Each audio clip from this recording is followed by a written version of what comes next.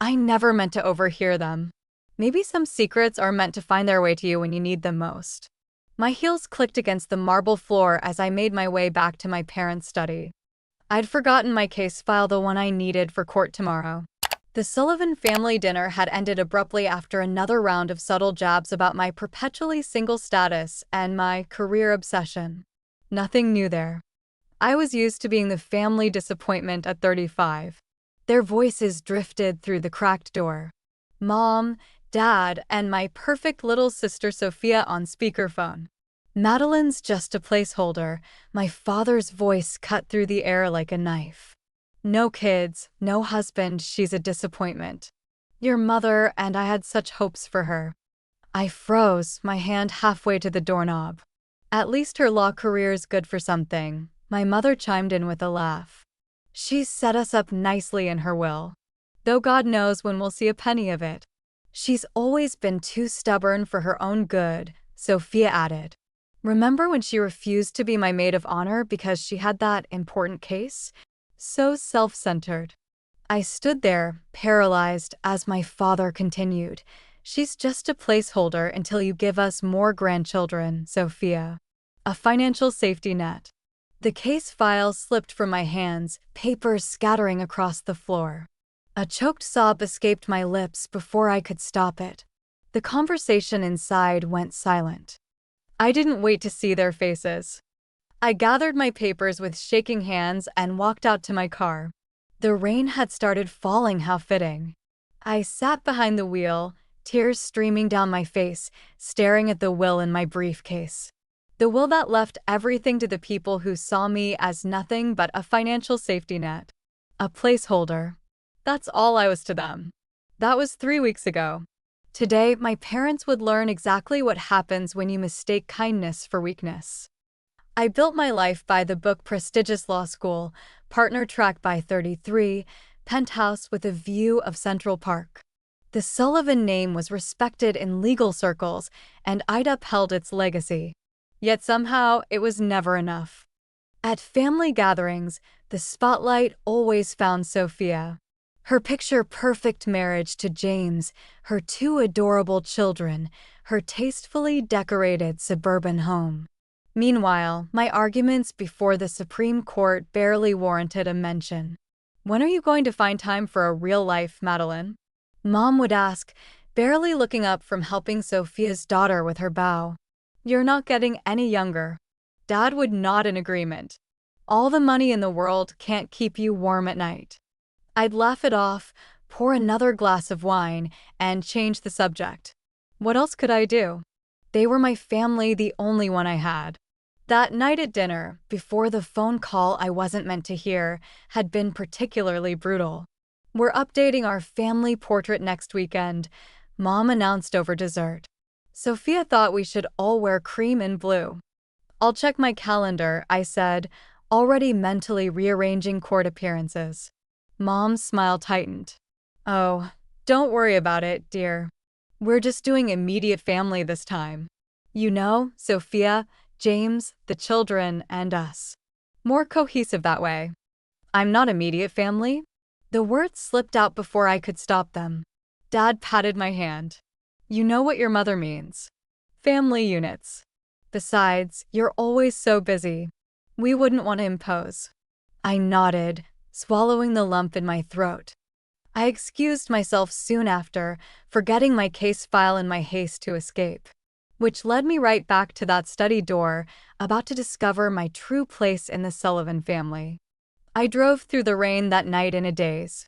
The windshield wipers couldn't keep up with my tears. I ended up at Noah's apartment, my colleague, and the closest thing I had to a best friend. When he opened the door, one look at my face told him everything he needed to know. They did it again, he said. It wasn't a question. I collapsed into his arms, sobbing like I hadn't since law school. Through broken sentences, I told him what I'd heard. A placeholder, I whispered. 35 years of trying to be good enough, and I'm just a placeholder. Noah's face hardened. You've been their safety net for years, Maddie. Paying for your dad's medical bills, covering the mortgage when they almost lost the house. And this is how they repay you. I stared at the rain sliding down his window, remembering all the times I'd come to my family's rescue. I need to change my will. Noah squeezed my shoulder. You need to do more than that. You need to start living for yourself.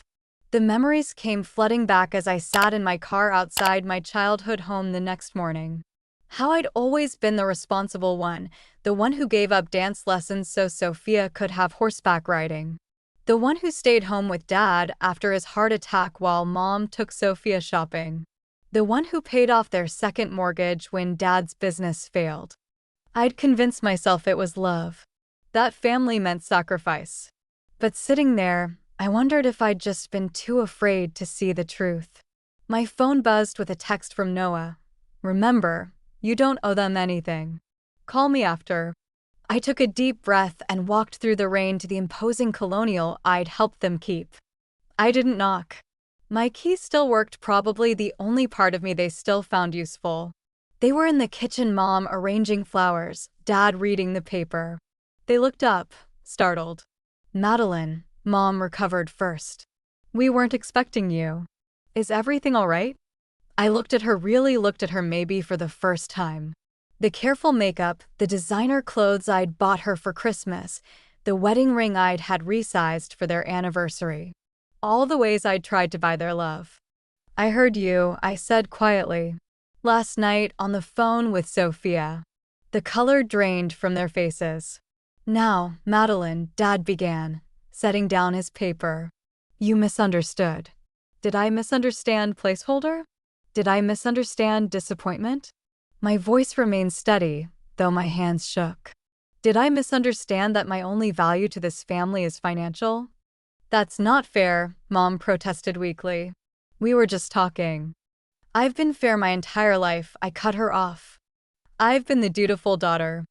I've been your backup plan, your safety net, your ATM. Not anymore.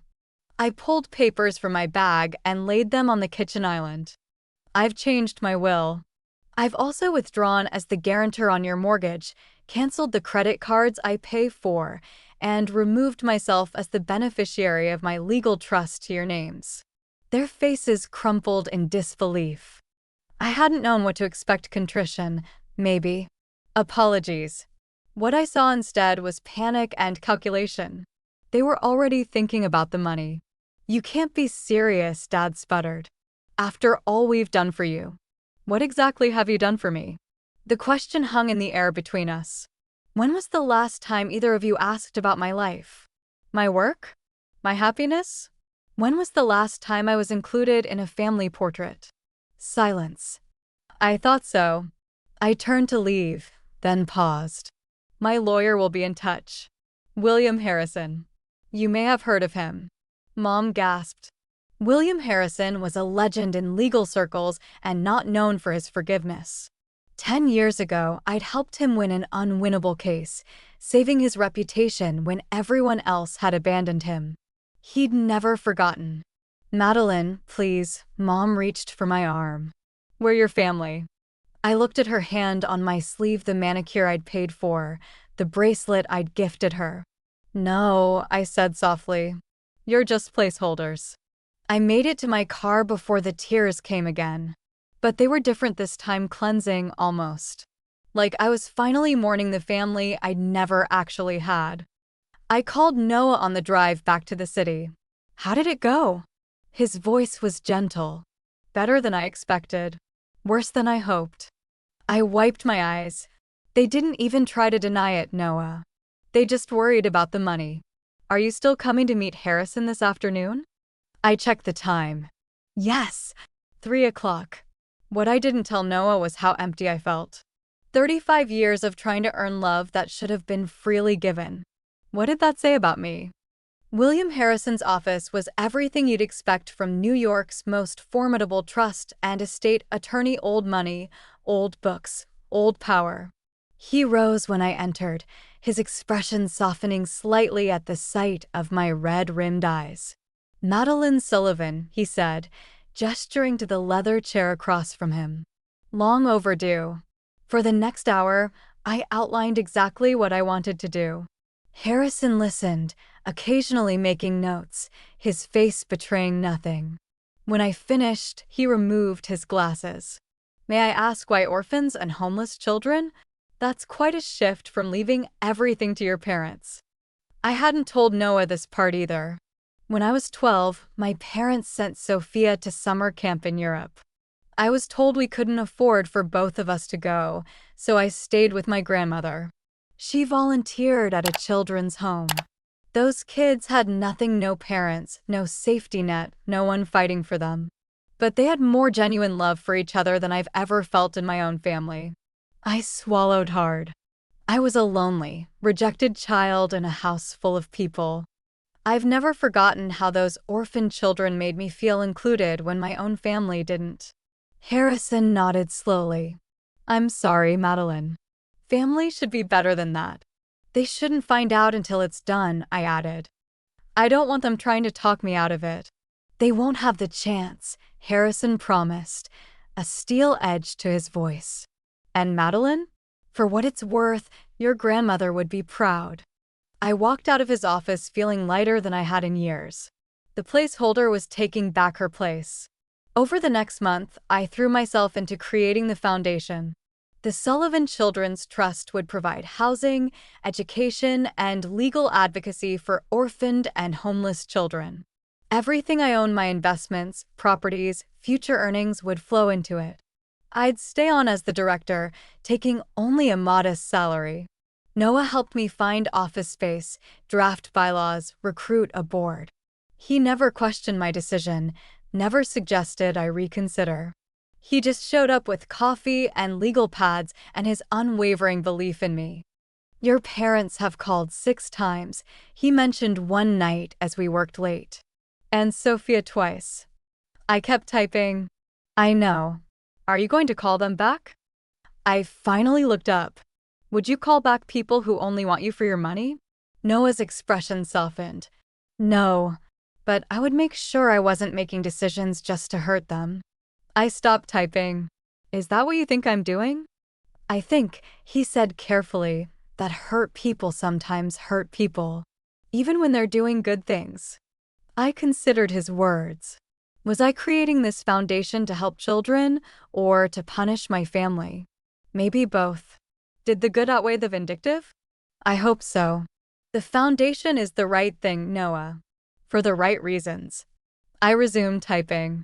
But I won't pretend I'm not looking forward to my father's face when he realizes his placeholder, daughter, just redirected millions away from him. Noah smiled slightly. Just making sure you're being honest with yourself. That was the thing about Noah. He never judged me, but he never let me lie to myself either. My family's calls grew more frequent, more desperate. I instructed my assistant to stop putting them through. I wasn't ready. Maybe I'd never be ready. Then came the letter from my father. A heart attack minor, he assured me, but a wake-up call.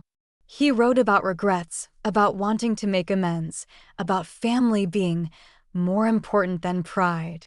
The old Madeline would have rushed to his side, checkbook in hand, eager to be needed, to be valuable. The new Madeline read the letter twice, then filed it away. I sent flowers instead. The card read simply, wishing you a swift recovery. Madeline Sullivan, ESQ. No declaration of love. No promise to visit. Just my name and the title I'd earned through my own merit. It felt like reclaiming a piece of myself. 2 months after overhearing that fateful conversation, everything was in place. The Sullivan Children's Trust was officially established.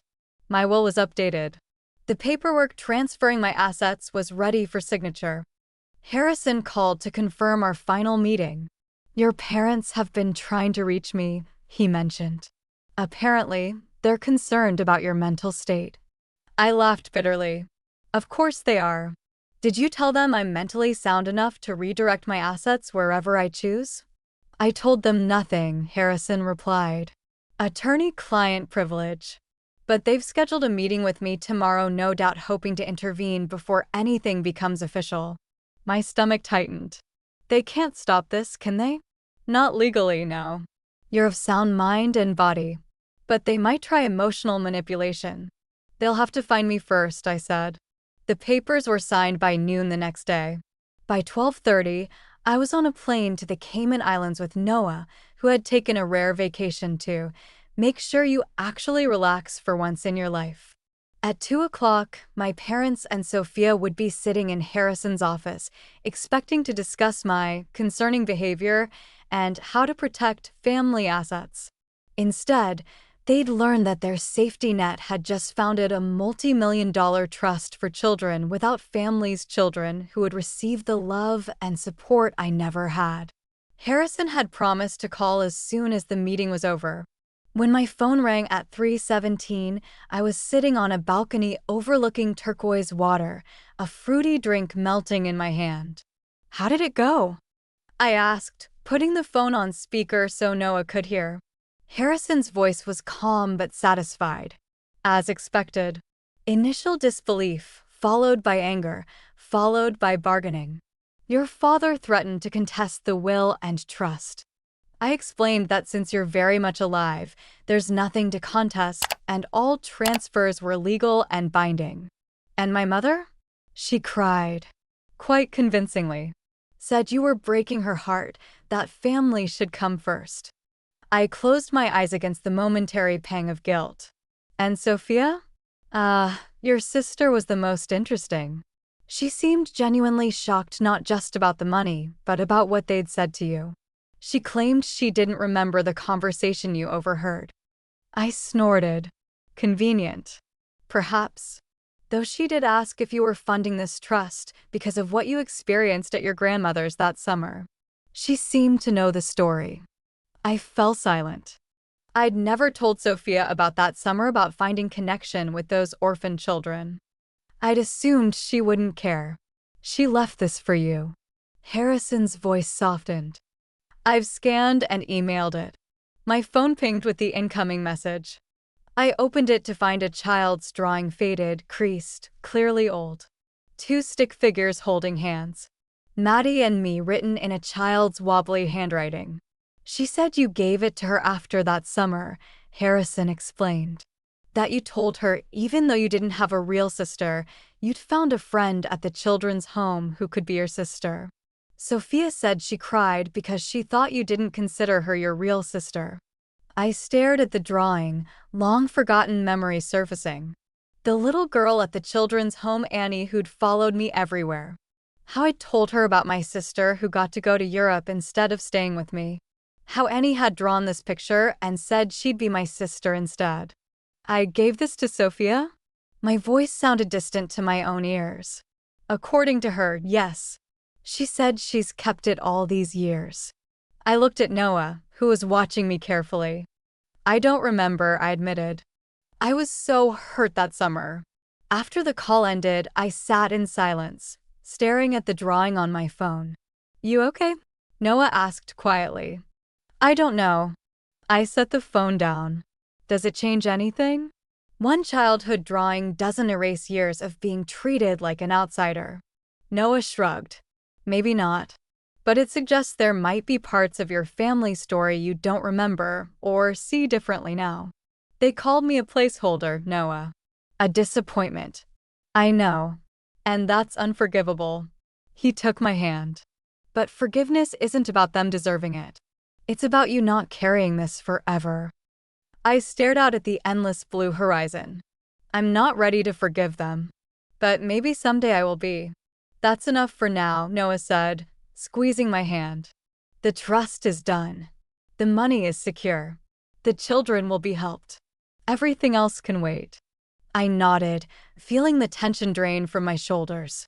For once, I wasn't trying to earn approval or prove my worth. I was just Madeline Sullivan, helping children who reminded me of myself. Not a placeholder. A founder. We returned from the Cayman Islands a week later to find my parents camped in the lobby of my building. "They've been here for hours," my doorman whispered as we entered. "Should I call security?" I sighed, suddenly exhausted. "No, it's fine. Send them up in 5 minutes." Noah raised an eyebrow. "Want me to stay?" I shook my head. "I need to do this alone." 5 minutes later, they stood awkwardly in my living room, looking smaller somehow. My father had indeed lost weight. My mother's hands twisted nervously in front of her. "Madeline," she began, "we've been so worried." "No," I said firmly. "You've been worried about your inheritance. There's a difference." "That's not fair," my father protested, but without his usual bluster. "We need to be honest with each other for once," I said. "You called me a placeholder. A disappointment.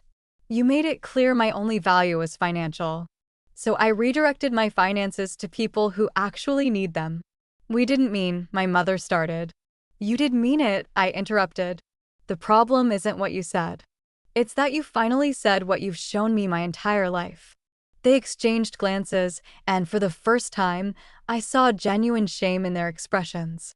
"Sophia showed me the drawing," I said. "From that summer with Grandma." My mother's eyes widened. "She kept it all these years?" I nodded. "Apparently. I don't remember giving it to her." "You were so angry that summer," my father said quietly. We thought you needed time with your grandmother while we focused on Sophia's issues." I frowned. "Issues?" "She was in Europe." My parents exchanged another look. "No, Madeline. She was in treatment. For her eating disorder. We told you Europe because we didn't want you to worry." The floor seemed to shift beneath me. "What?" "She nearly died that spring," my mother whispered. "We didn't know how to tell you. You were already so perfect straight as never any trouble. We thought you'd be fine with your grandmother while we helped Sophia." "You never told me," I said, stunned. "All these years.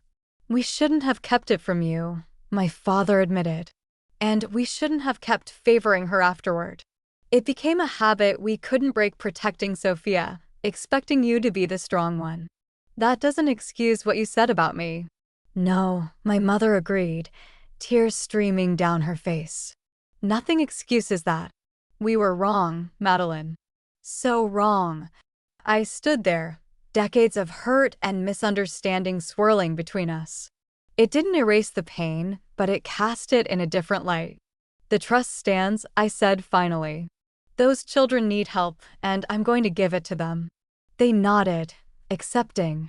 But I continued, surprising myself. "I'm willing to talk. About the past. About moving forward. Not today, but someday." Relief flooded their faces, not the calculating relief I'd feared, but something more genuine. As they left, my father turned back. "We're proud of you, Madeline. We should have said that more." After they were gone, I sank onto my couch, emotionally drained. The foundation was still the right choice. Those children deserved everything I could give them. But maybe my motivations had been more complex than I'd admitted. I picked up my phone and texted Sophia. "Thank you for keeping the drawing. Would you like to have coffee next week?" Her response came immediately. "Name the time and place." "I'll be there." A year passed. The Sullivan Children's Trust flourished, providing homes and education for dozens of children. I stepped back from my law practice to run it full-time, finding purpose I'd never imagined. My relationship with my family remained complicated but evolving. Coffee with Sophia became a monthly tradition.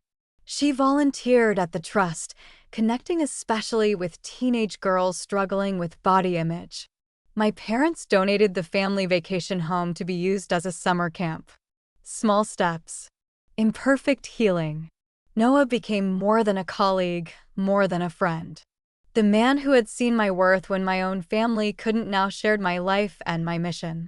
On the anniversary of that overheard conversation, I stood before a crowd at the Trust's first annual gala. Cameras flashed as I approached the podium. A year ago, I learned what it felt like to be invisible in my own family. It wasn't a new feeling, just newly named. Placeholder. Disappointment. Words that confirmed what I'd sensed for years. The audience quieted. But sometimes, pain becomes purpose. Those words led me here, to founding a trust for children who know too well what it means to be unseen. Children who deserve to be more than placeholders in the foster system or on city streets.